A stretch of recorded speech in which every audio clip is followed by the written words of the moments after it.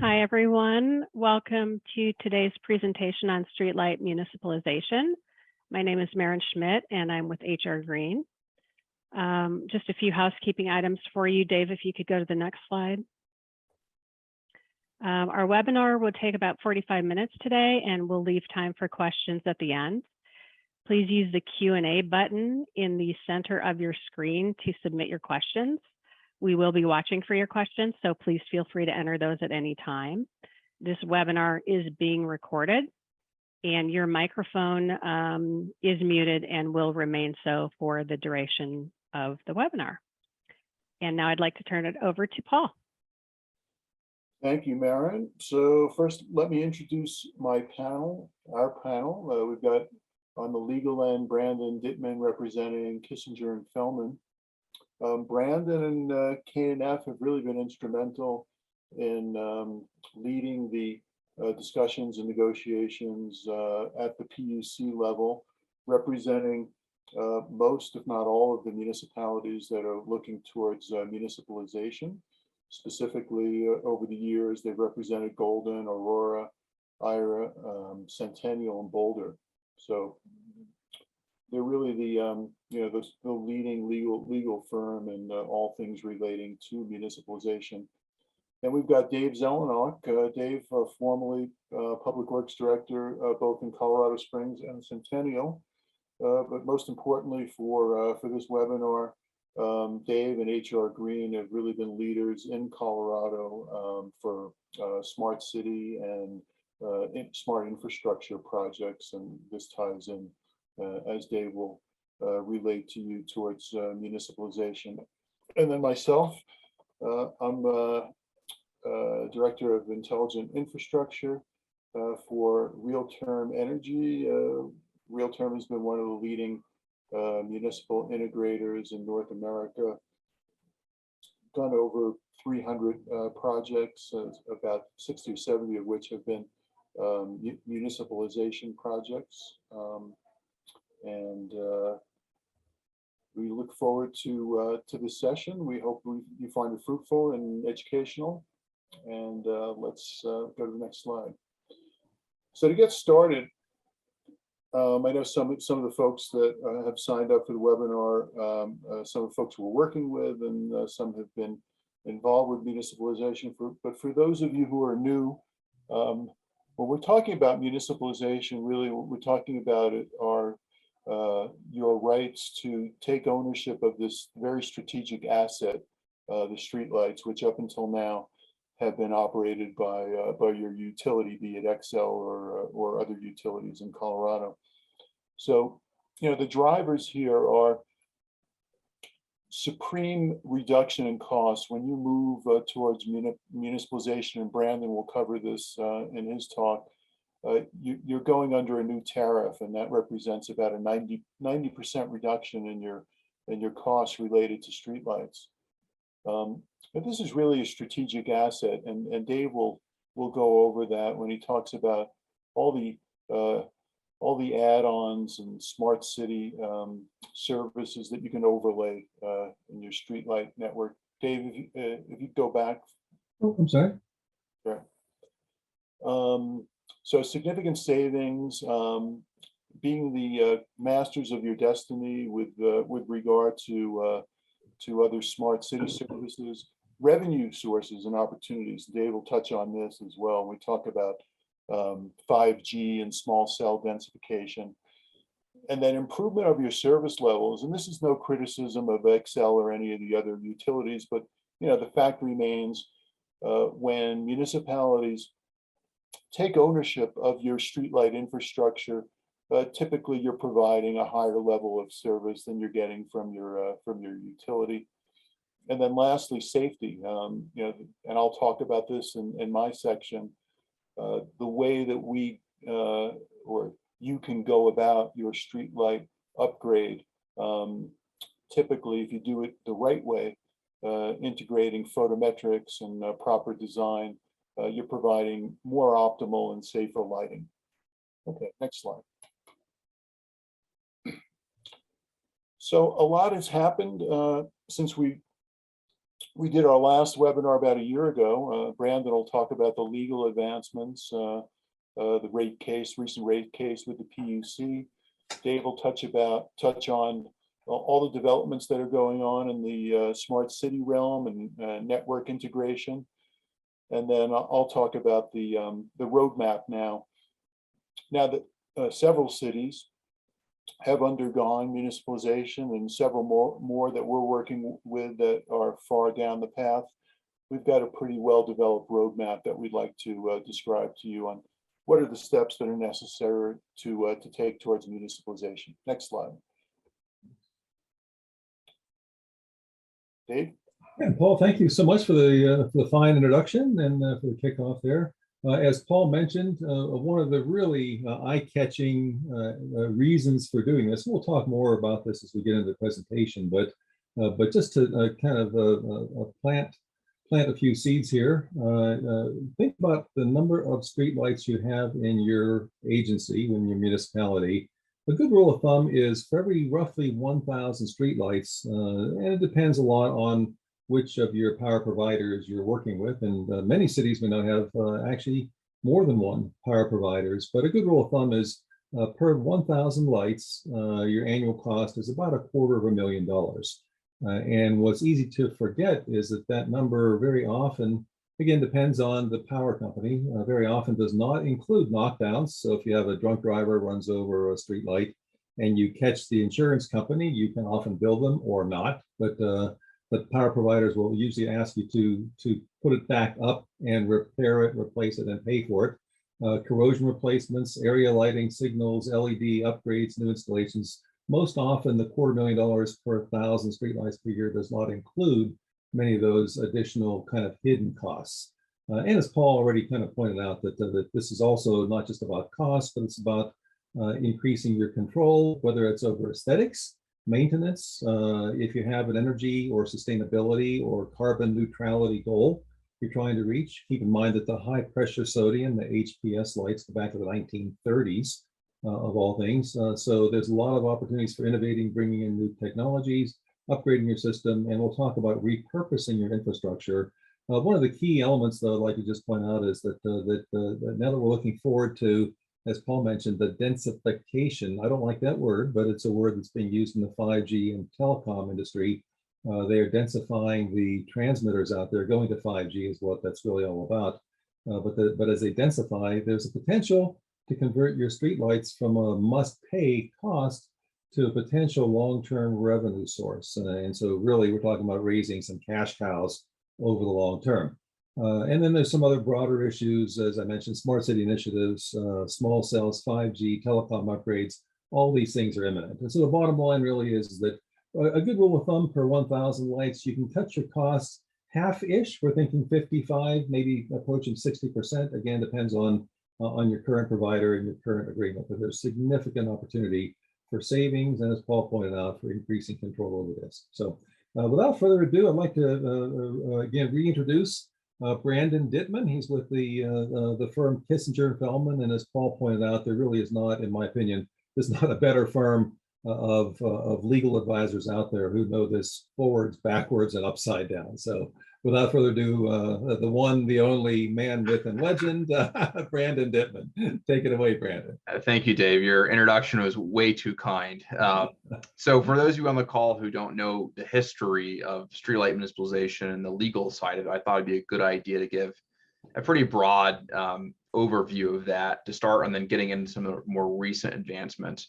And the reason I want to give a broad overview of the legal history on this is it really is, one, it's interesting, and two, it explains, why this is now possible. So some background information you need to know if you're not familiar at all with this space is that the Public Utilities Commission in Colorado, which is an appointed body, adjudicative body in Colorado regulating utilities, approves the rules and regulations for street lighting with concern to investor-owned utilities.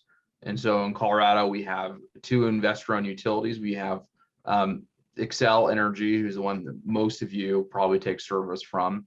We also have Black Hills Energy, which is also an investor-owned utility in Colorado. We also have a number of cooperatives, rural cooperative electric utilities, which are not regulated by the PUC. And of course, I don't think any of you are on this call during the situation, but you can also have a municipal utility. And so those investor-owned utilities are regulated by the PUC. And for many years, we understood that there was benefits to owning streetlights. Many of those benefits that Dave and Paul have already mentioned, the significant financial savings, in addition to just really controlling your own destiny with regards to what is essentially a city asset or municipal asset. The problem was for both Black Hills or its predecessor Aquila and Excel, since they owned public service company going back about 30 or 40 years, was there was no rate class. There was no ability, essentially, even if you wanted to buy your streetlights or condemn the streetlights, for you to take electric service from them. You can start your own electric utility if you wanted to, but for most people, that's not something they want to do. You'd rather just take the electricity portion of the service from the utility, but own the asset.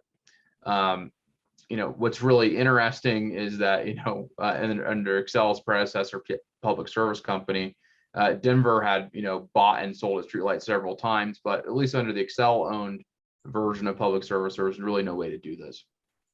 And so all the way back, really starting in the early 2000s, local governments started getting together and asking, how can we make this happen? How can we own streetlights and only take energy service from, in this case, Excel, but from any other utility as well?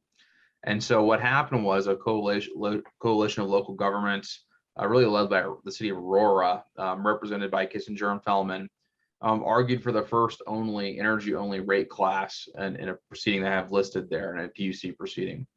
And we eventually were successful in that case in getting the PUC to order the parties, including Xcel Energy, to work on a tariff that would allow for the energy-only service.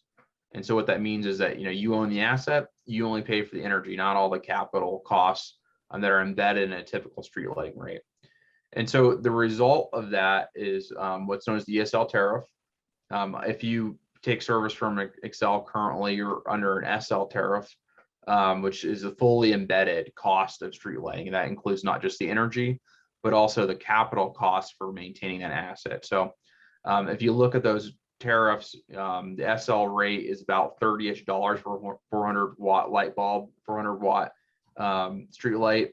Under the ESL rate for the same 400 watt fixture, you're only paying about $6. And if you convert to LED, those wattages are even smaller, and therefore you pay even less. So significant savings just on the energy side of the equation, in addition to all the maintenance potential savings we have out there.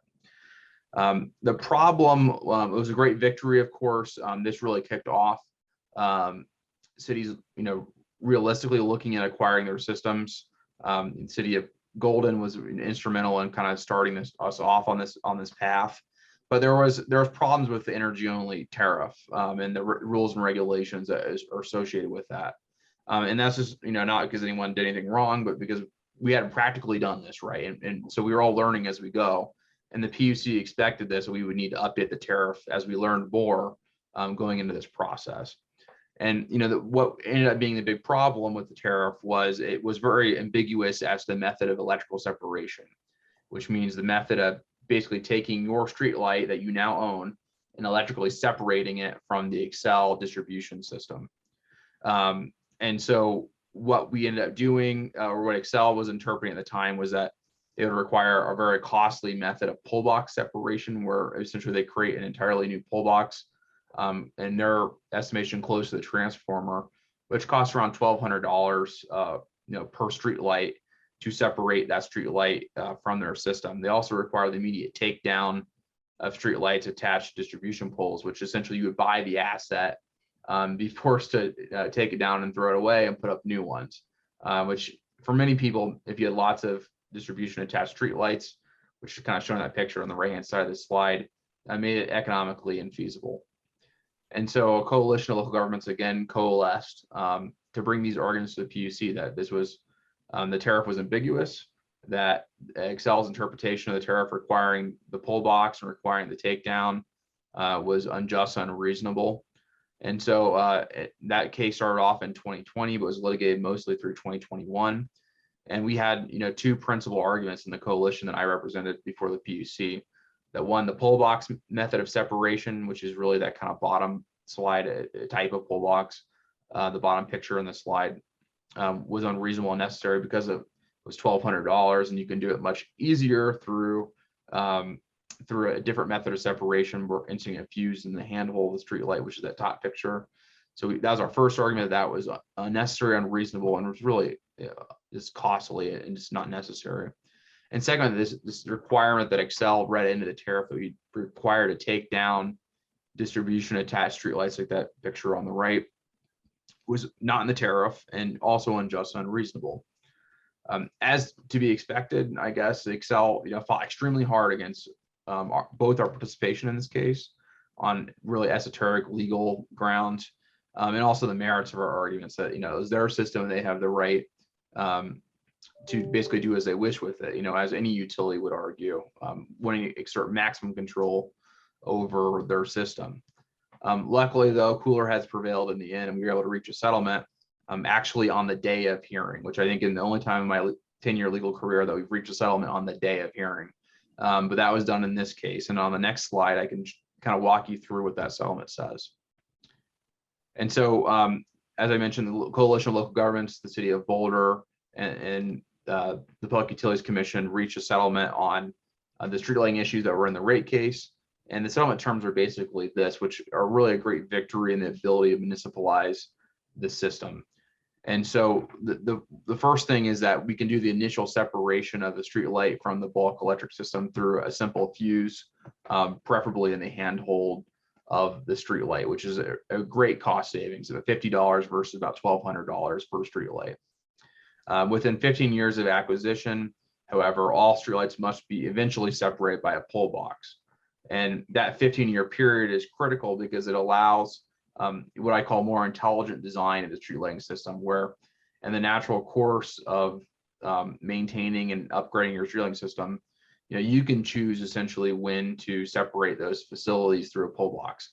And in all likelihood, you're going to be able to use relocation funds and undergrounding funds to string a whole bunch of street lights on one pole box rather than putting in a $1,200 pole box per every street light. So it allows a more efficient and intelligent design of the street lighting system with a pole box.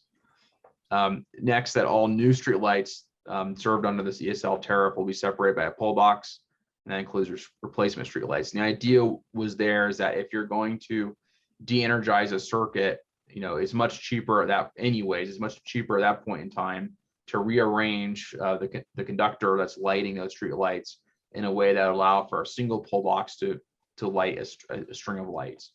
And so that was a concession that we agreed to in the settlement.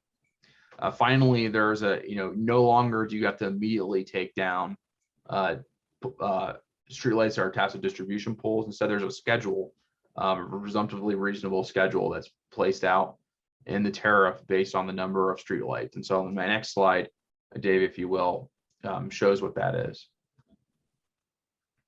Okay, so it's up there for your future reference, but essentially you have a minimum of 5 years now instead of immediately to replace streetlights that are on distribution poles.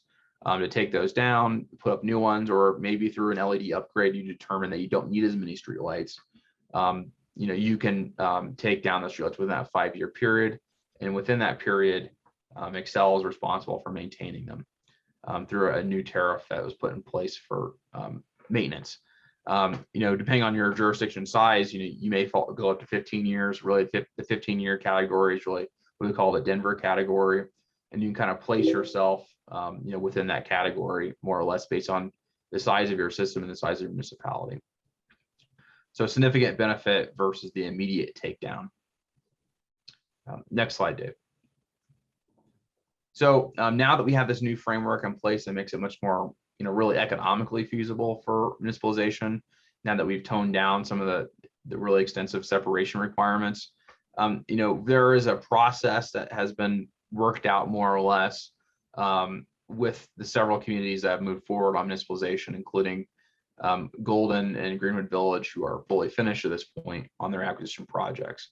A small disclaimer is that this is specifically a process for Excel Energy that has been employed to date. As I mentioned earlier, we are learning as we go all the time. So this process has and probably will change in the future, but this is the the general process we've seen with Excel. We expect a fairly similar process with other providers. Some people work with United Power or Black Hills or IREA, that you may expect a similar but not exact process here.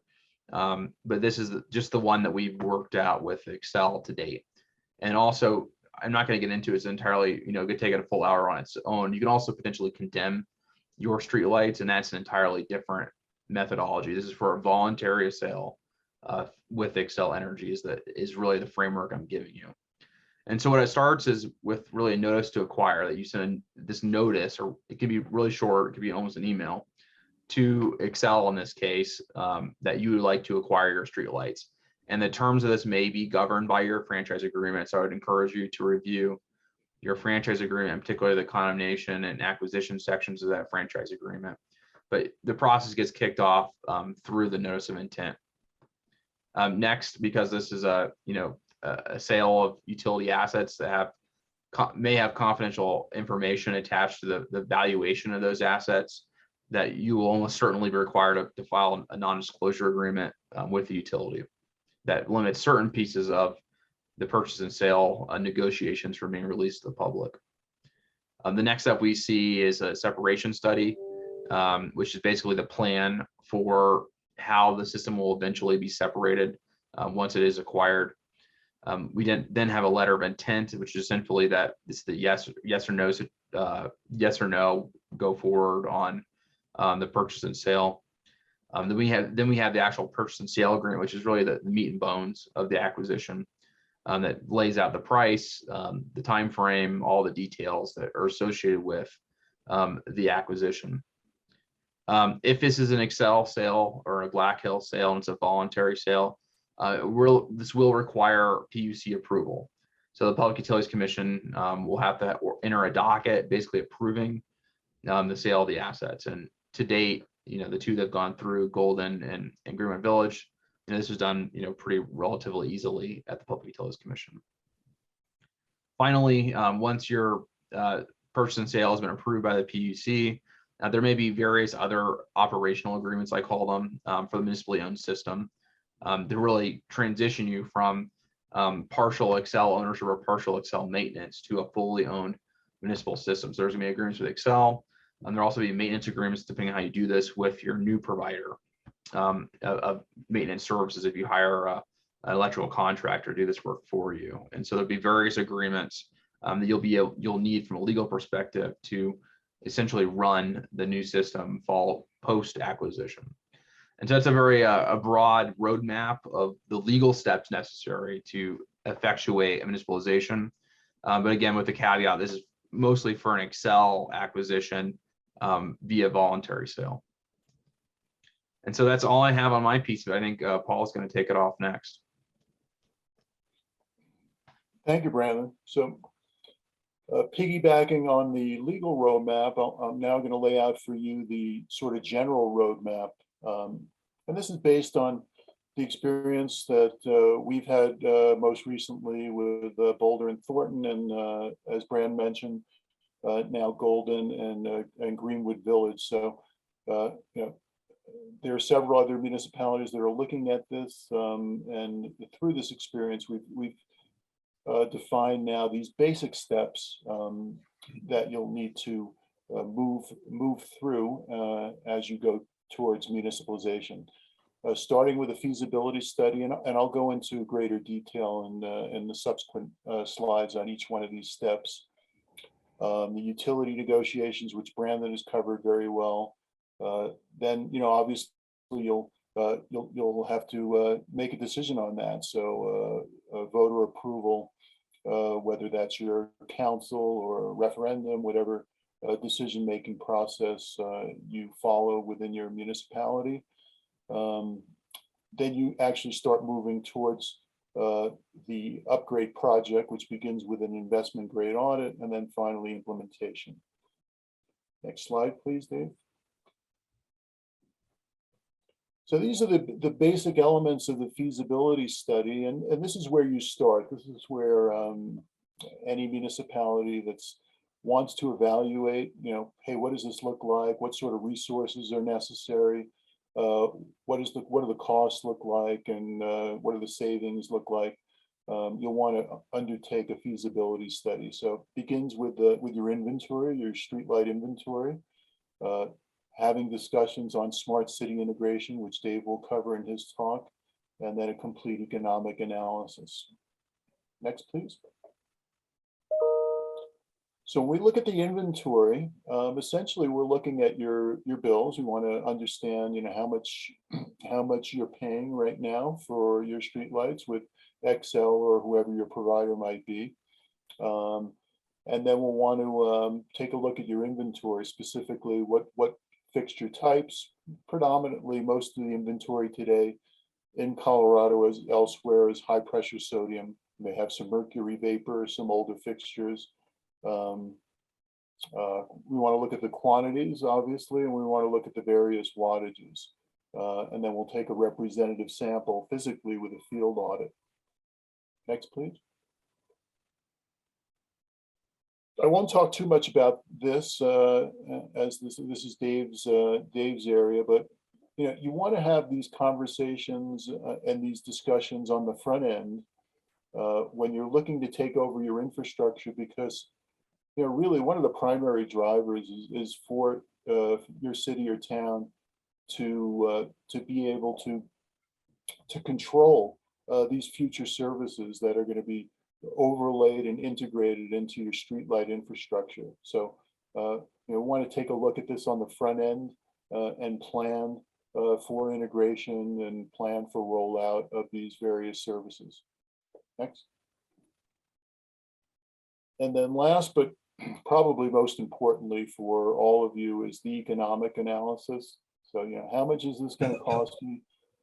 Both the buyback, and we've got some, pretty good numbers now with the buybacks that have taken place and some of the buyback quotes that are out there. So we've got a fairly good idea on what that's going to cost on a per fixture basis. We want to do an analysis on the savings. So as Brandon touched upon, you're going to save money both on your transition to your energy only tariff and on your reduction of wattage as you move from high pressure sodium or whatever fixtures you're using towards LED. Thirdly, operations and maintenance. This is always a concern. We've completed about 70 or so municipalization type projects, and usually the biggest concern that cities and towns have as they move from a utility owned to a municipal owned scenario is, how are we going to go about operating and maintaining this infrastructure that we're taking ownership of? So your analysis should include an O&M analysis, and you've got different options. Some of the largest they may have their own resources. You may have bucket trucks and certified electricians that can work on the streetlight infrastructure once you take ownership, or you can outsource it to a third party. And then lastly, financing. Several different options in the streetlight / smart city world in terms of financing, going from the most simplest tax exempt lease purchase. This is a simple lease financing arrangement which can cover both your costs for buyback as well as your project costs.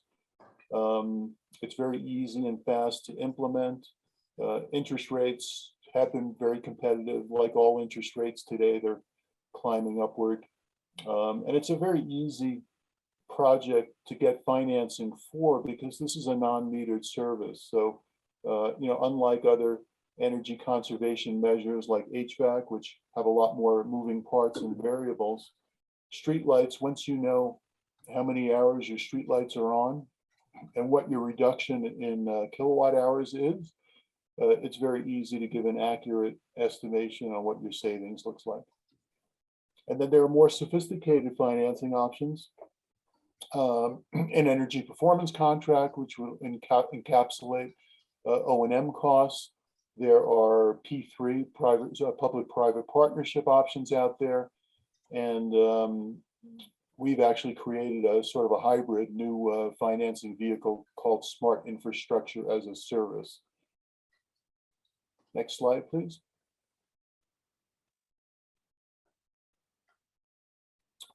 So, once you have the feasibility study and all the numbers and all the estimated costs and savings, you'll move towards a decision, go or no go. We recommend going about this before you undertake what is likely going to be your biggest pre-procurement expense, which is the separation study. As Brandon mentioned, all of these projects require, whether it's with Xcel Energy or whoever your utility is, a comprehensive separation study, which is fairly costly. So before you expend those dollars, you want to have a pretty good idea on what this project is going to look like. Next slide, please. Finally, now that assuming you've made the decision to move forward, your next step before your largest capital outlays is to undertake an investment grade audit. And typically these investment grade audits will include a comprehensive GIS audit and separation study. So the GIS audit is really going out in the field, pole by pole. We typically collect somewhere between 17 and 20 attributes, looking at the height of the fixture, the roadway classification, offset from the curb, a distance between poles. The separation study then, which is conducted by Xcel and the other utilities, should be reviewed by an independent third party. Next, you want to competitively bid out your labor and materials, so you know what your costs are before you move towards procurement. And then photometric design. So this is really another big difference between going the route of having your utility continue to own and operate your infrastructure and having them manage your LED upgrade. Most utilities go about that on a one-for-one fixture basis. So everywhere that you have, let's say a 100 or 150 watt fixture, they'll be replaced across the board with the same LED wattage equivalent. Now that's okay. You'll save money, you'll save energy, but you're not addressing any of the anomalies that you and every other city or town have currently with their lighting. With existing technology such as high pressure sodium, which is not a very exacting way of delivering light on the ground, you're overlit, you're underlit throughout your municipality. You've got light loss either above the fixture or behind the fixture. So proper photometric design will address those anomalies and provide you with more optimal lighting. And then finally, this analysis and the investment grade audit, now that you've got the competitively bid out costs on both labor and materials, make those modifications within your cost savings analysis. Next slide, please. So, we've learned a few things now over the last few months, working with Boulder and Thornton, and respecting our NDAs that we have in place with both cities. I'll keep my comments to be very general, and then one of them is the separation and plan and analysis is really critical. So making sure that when you get that data from Xcel or whoever it is that's conducted that study, you analyze it properly and figure out what are the ways where you can optimize separation as you move from utility to municipal ownership. As Brandon mentioned, the last rate case at the PUC, take advantage of the separation grace periods. They have a huge impact financially if you can hold off for 10 or 15 years on installing pull boxes, and hold off from up to 15 years on moving lights off of your distribution poles. And then lastly, I know Brandon didn't mention this, but the fact remains, there have been a couple of rate cases, and there's nothing that would prohibit municipalities that are now undertaking municipalization to revisit some of these issues, i.e. the pole boxes and the movement off of distribution poles sometime in the future. Because really the fact is the vast majority, if not all, of the municipalization projects that have taken place in the US have not had these requirements. They don't require pull boxes, and they don't require movement off of separation, off of distribution poles. And I think that is it for me. I'm going to turn it over to Dave Zelenok. Again, Dave, former Public Works at Colorado Springs and Centennial, leading HR Greens practice here in the Rocky Mountain State, specifically in Colorado. Really one of the most experienced firms out there in the realm of smart city and connecting infrastructure. Well, Paul, thank you so much. And thanks again, everyone, for joining in with us this afternoon. I'll try to be brief and be gone, as they say. But so I got, I think, about, I don't know, a dozen or so slides as we roll through here. As Brandon and Paul both mentioned, there are a lot of reasons for why you would want to do this in the first place. To say it was easy, fast, or cheap would be maybe a little distortion, but honestly, everybody you talk to has a different reason which runs to the top of their list. Cost savings, yeah, revenue generation, energy savings, smart cities, sensoring, utility metering, and SCADA, and we'll talk about that for a little bit here. This telecom stuff is really kind of a zinger that we didn't see coming 5 years ago when Brandon's firm and Ken Fellman and Paul and I started really looking at this. The notion of blending 5G, wireless telecom, and fiber optics really hadn't taken off yet. But curiously, I just read a study last week where for about the last 5 years or so, they've been talking about if you have a fiber optic cable to your home, your property will probably sell. And again, values vary a lot based on where you're at. But a fiber optic cable, which by the way costs, a good rule of thumb is about $1,200 per passing or per house. So a $1,200 fiber optic cable into your house has historically been getting you back 3% in your property value. So if you've got a $300,000 house, a 3% bump in value is approaching $10,000 for a $1,000 investment in the fiber optic connection. Interestingly, last week I saw the latest study says that, well, that's still true. 3.8% is what's true for a single family residential house.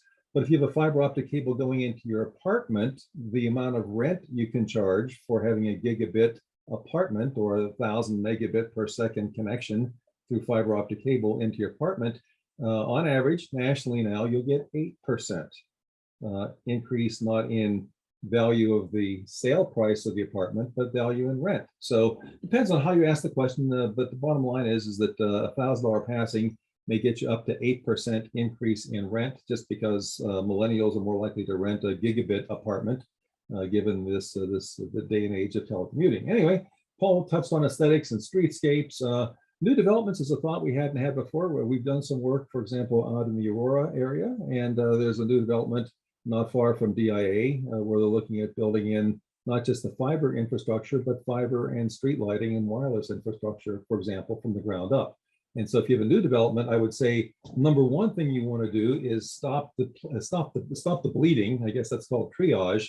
So stop sending new street lights into your power companies in a new development, pay for them outright, or get your developers to pay for them outright, and you assume responsibility from the front. And that's one of the newer things also we haven't seen coming. And then lastly, future-proofing. When you build these technologies in literally from the ground up, we like to think that there's a future-proofing capability there. Here's a slide I used earlier in the presentation, so I'll just be brief on this one here. A good rule of thumb roughly is that for every roughly 1,000 streetlights you have, you're probably going to pay someone, a power company, about $250,000 per 1,000 streetlights. So Paul touched on Golden. We also have done some work for the fine folks in Greenwood Village. They both have about 1,000 streetlights in Golden and Greenwood Village. And sure enough, their bills are about $250,000 a year. I talked to, not too long ago, to the Greenwood Village city manager, great guy. And he says, Dave, you know, we paid for ours up front, and we've actually reduced, I think he said, by about $100,000 reduction in the budget from just the work that we help them with in Greenwood Village. So again, it varies a lot, but the bottom line is that there are huge cost savings available. Cities like Aurora, as mentioned, Greenwood Village and Golden have 1,000. Aurora at the other end has 22,000. So your city is probably somewhere, I'm guessing, between 1,000 and 22,000. So take this $250,000 per 1,000, use that as a coefficient or a factor, and probably roughly guess the amount of dollars on the table. As Brandon talked about, I think Brandon, you mentioned that that a good rule of thumb is about a 400-watt light bulb is about $30 a month. A lower wattage light bulb is about $20 per month. Of that, 16 of the 20 goes to profit, recapitalization, maintenance somewhere other than in your pocket. For a high pressure sodium bulb that's burning under 100 watts, the current price for, as Brandon talked about, the energy only rate for high pressure sodium is about $2 to $4 a month, depends on the wattage. If you change out the high pressure sodium, the HPS bulbs, to an LED, you can cut that in half, from 2 to 4 down to about $1 to $2. That's great, but the big payoff really is not in a conversion to LED. The big payoff is in this recapitalization, and that's the point that we like to drive home. Again, power is only 10 to 20% of the total expense of running the street light, and it sounds like a crazy question. How much is a $2 street light costing you? The answer is probably about $20. For those reasons, again, many cities are doing this. What we're finding is that the return on investment, it depends a lot on how you want to calculate it. If you do the Greenwood Village style approach and you put the money cash on the table, you buy them all out up front with the city treasury check, you may be on the lower end, 3, 4, 5 years.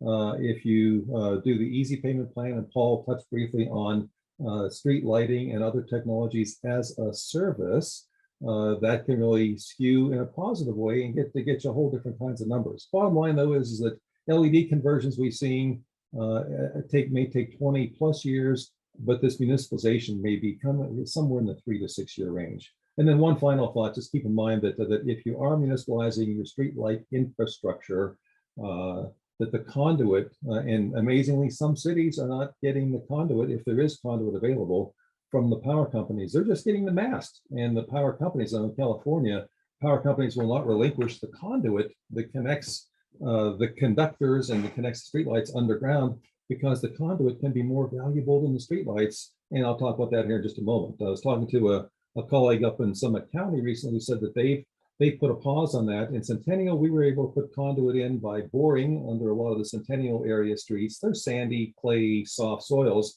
$20 a foot is a good rule of thumb for putting conduit in the tech center area. $20. You get in the high country, they just hit over $200 per linear foot for conduit. So when you look at that, the conduit value is $20 to $200. In Centennial, we did about 60 miles of conduit with a co-location program. I'll talk about that in a little while. And that 60 miles has been valued upwards of $20 million. So again, the conduit can be even more valuable than the cost savings you're able to get from the street lighting. Real quickly here, the street lighting, we look at these masts now that happen to have street lights on top of them. You can do so many things in terms of a smart city. You can dim them, you can flash them if there's an emergency. I'll talk here for a couple slides about the wireless telecom antennas. Again, there's a whole lot of other great things you can do with them. The point is that we're thinking that these are no longer just street lights. These are really even drone launch platforms is the latest one that I heard about. Kind of cool.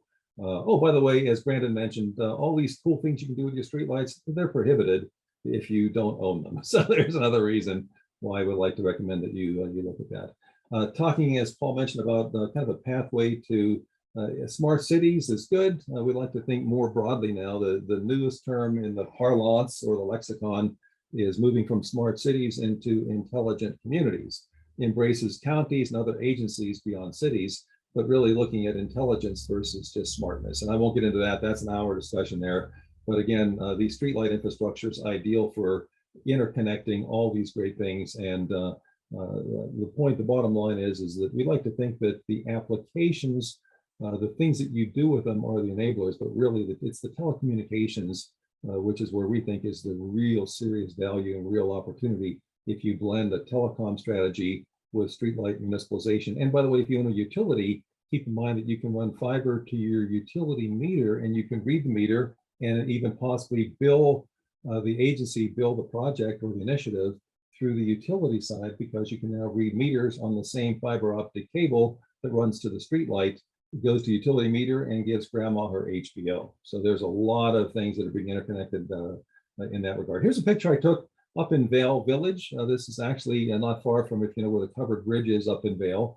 The town of Vale now owns about 30 streetlights, and they worked out a P3, a public-private partnership, with the telecom providers up in Vale, to where they're all using the street lighting mast as a not just a Wi-Fi transmitter, so you're getting free Wi-Fi. It's not broadband, but it's 3 to 4 megabits per second. So it's not broadband, but it's free internet Wi-Fi. More importantly, they're offloading that and saving capacity on the cellular network for the wireless providers, the Sprints, T-Mobiles, Verizon, AT&T. So 30 streetlights right now owned, operated, and providing free Wi-Fi, and 30 transmitter locations. This is 4G LTE, by the way, what's going up in Vale largely at this point. I know there are upgrades coming. Some of the work we did over in Aspen, I'll just touch on very briefly here. Aspen had a whole different approach to it. That Aspen says, we've got a very delicate, very, very, very valuable historic preservation district, downtown Aspen, and we want to maintain that. And so they've asked us to, and we did, I think, a fairly good job, giving them a City of Aspen plan, wireless telecommunications plan, which touches on the health concerns. Keep in mind that there is radiation coming off these, and we can talk about that. That's another hour presentation sometime. But there are health concerns from the 5G especially. There's aesthetic compliance issues. And what we like to think that we would like to recommend that you do, where the real value comes in, again, blending street lights with fiber and power, is keep in mind that every street light pole has power.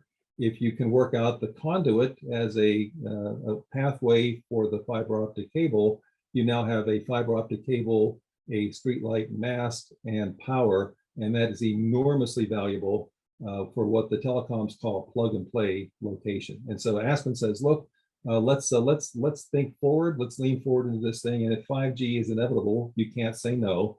Can we blend fiber, power, and streetlights? And I think the answer is resoundingly yes. So you need to have a vision. Here's a picture. We did some work a while back for the city of Thornton, and one of our engineers, John Merritt, I'll give him credit for that, put together this little graphic in and of the city of Thornton, just an area of Thornton where we looked at this densification that Paul touched on briefly.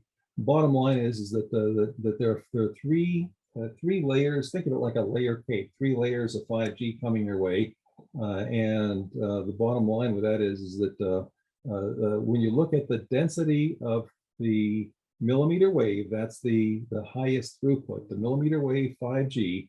Roughly, some have said, and I'll show you a couple of graphics here in just a moment, some have said that you need not only about 100 plus small cell transmitters per square mile, 100 per square mile.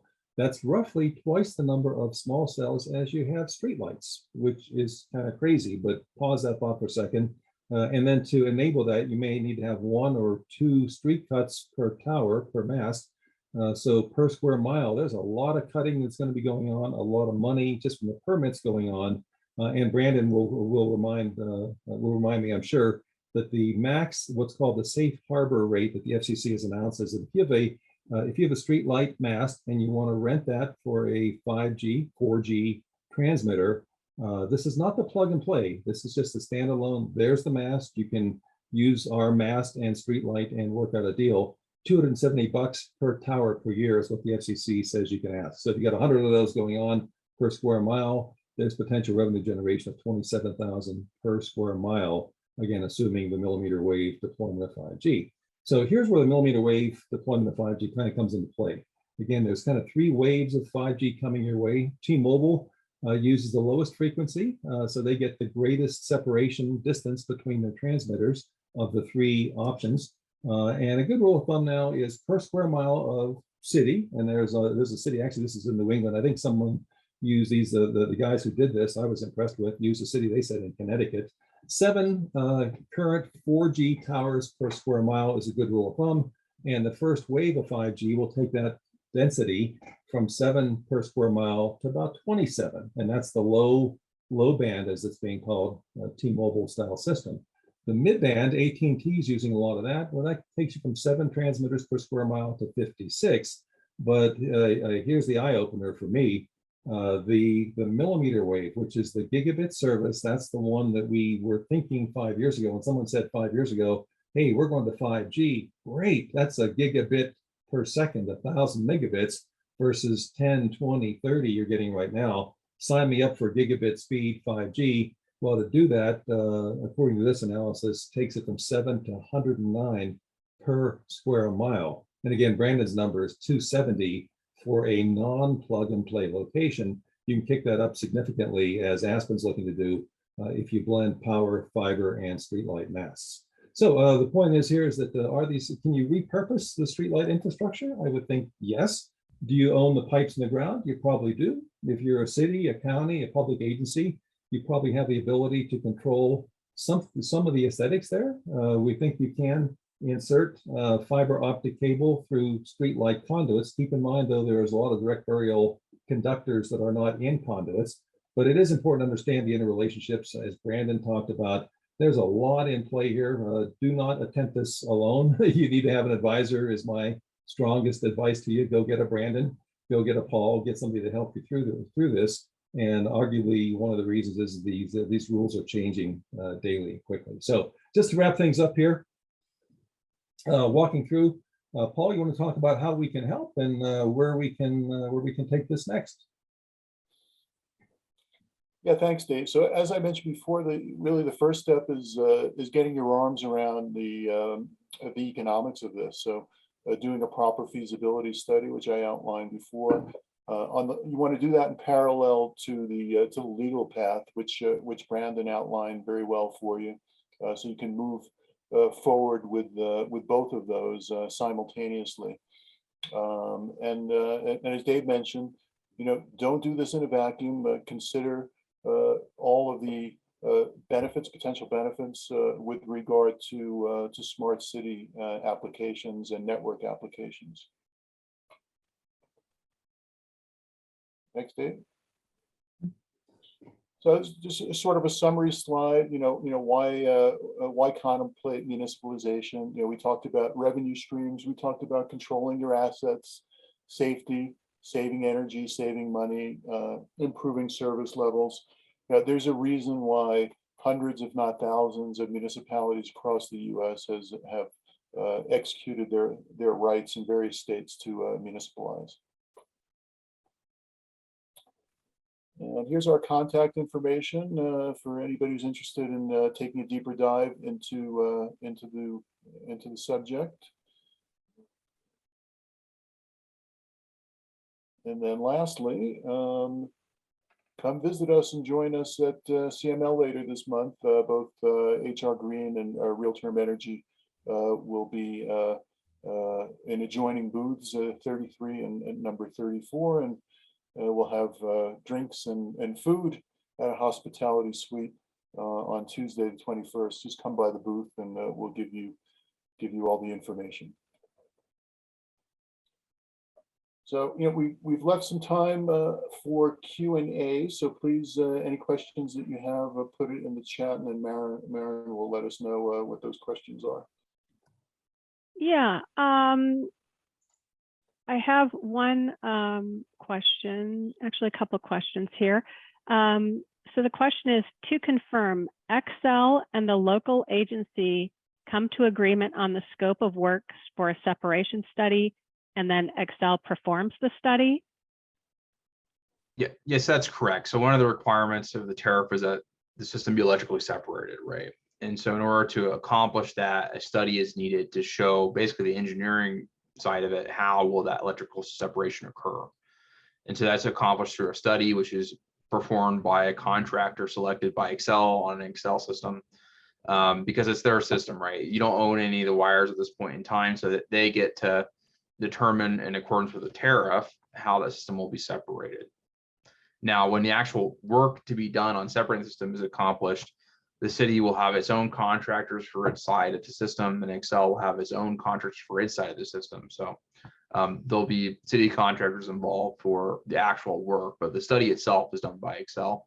But as Paul mentioned, though, you definitely want independent eyes looking at that to make sure it was done correctly in the most cost-effective manner possible. If I could add to that, one of the separation studies that we've looked at from a technical engineering standpoint, our engineer says, hey, let's take a whole different approach to separation. Yes, the one that we reviewed would work. It's technically feasible and it meets all the code requirements. Our engineers were able to value engineer, I think it was, wasn't it, Paul, about $1 million, I think was the approximate estimate for the reduction in cost if you did the separation differently from what Excel recommended. And so the value of the study, if there's a way, maybe Brandon, to work collaboratively on that, or to reduce, there's no sense you paying for the separation study only to find out that if you did it differently, there's a huge amount of potential savings as well. So it's a great question, and there's $1 million probably on the table with at least the one study that we did and recommended redoing. So it's a great question. It's $1 million question. Thank you for it. Okay, and that person has a follow-up question. So the local agency pays Excel for performing the separation study? That's correct. In every case where there's been an acquisition so far, with an Excel system, it's the local agency pays for that. And the cost that will vary depending on the size of the jurisdiction and how many streetlights you have. But as Paul mentioned, I think Dave mentioned as well, it can be a fairly costly expenditure, initial expenditure. And so usually we do a lot of work beforehand to make sure we want to move forward with that step. Okay, very good. I do have a couple more. You talked about generating revenue. How do you generate revenue with streetlights? Paul, you want to take that one, or I can add on? So as Dave mentioned, with the safe harbor rate now established by the FCC at $270 per pole, there's an opportunity for municipalities now providing connectivity to the various cellular operators, be them AT&T or Verizon, to be beneficiaries of that present and future revenue. Dave, I know you've got some other revenue opportunities on the smart city side. Maybe you want to. Yeah, exactly. In fact, Paul is absolutely right. And Brandon, please keep me in check here, because I know the 270 number is the point of a lot of hot debate. The 270 number is only providing, I'll call it a dumb mast, which excludes power and excludes the most valuable part. That's the fiber. And so the 270 is without power and it's without fiber. When you bring those two in, then those rules, the FCC harbor rate to your advantage, is thrown out the window, and you can kind of renegotiate it, reset on that number. And so it's whatever you kind of want it to be. And then you ask the question, well, how expensive would it be, Mr. Telecom provider, to bring power and fiber here? Well, it just so happens we have it right here. And for the sum of, insert a dollar figure, greater than 270, that's where the real revenue generation comes. It's not as much from the lighting per se, although Paul, you can even touch maybe briefly on lighting as a service, where I think is also a really, really innovating, captivating idea that I should have thought about this before. Can you talk briefly, Paul, about lighting as a service? Right. So it's more broadly, it's smart infrastructure as a service, with lighting being the underlying savings driver for the model. So essentially, doing an analysis and figuring out how much savings this project is going to throw off, and then looking at the goals and objectives of a city in terms of smart city infrastructure, and integrating some of those smart city services into both the acquisition as well as the streetlight upgrade, and all of that then is operated and maintained by the service providing entity. So there's no capital expenditure, and you've got additional services in addition to the lighting that are part of the model. Okay, we've got a minute here. I think I have time for one more question. Should an investment grade audit and separation study be done at the same time? What is the timing between the two?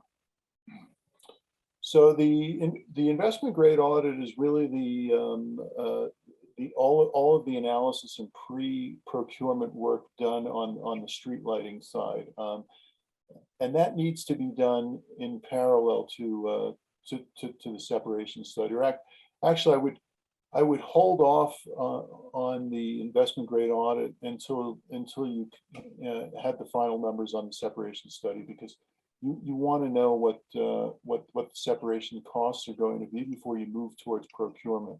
So again, the steps are: conduct a feasibility study. That'll give you an indication on what those separation costs are, and it'll give you more broadly a global estimation on what the total project will cost and save you.